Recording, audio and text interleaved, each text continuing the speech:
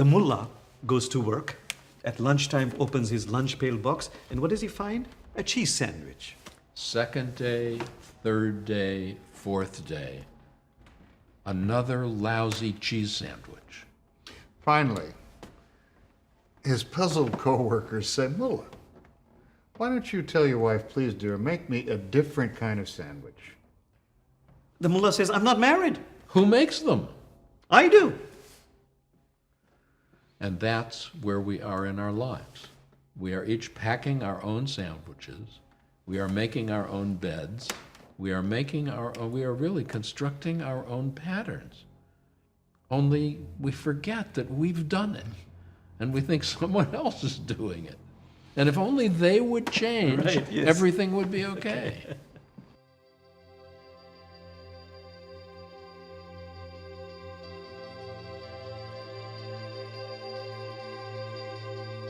What we want so much is to love.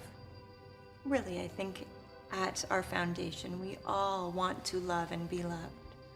Why do we get caught up in the ugliness, in the righteousness of things? Every religion has a spiritual message. And at the core of it, it asks every single individual to transform the ego, to open up the heart, and be of service. But it is hard work. The ego tends to be a commanding master. And no matter how good you think you might be, it can sometimes incline you towards wrongdoing. So become aware, compassionately aware. Do this work. We call it the inconvenient work. But unless we do this inconvenient work, all those beautiful insights and verses in our holy books will just bounce off. We'll just parrot them. Often we take the world in which we originally developed our system of defenses, our system of identity, and keep projecting it onto every reality that we encounter. And that keeps us locked, separated from one another. And it's not easy work, because our subconscious looks and says, well, those tactics obviously worked since you survived. So now you want to throw them over, and you want to open your heart, and you want to make yourself more vulnerable, and you want to make yourself more available. This is very dangerous.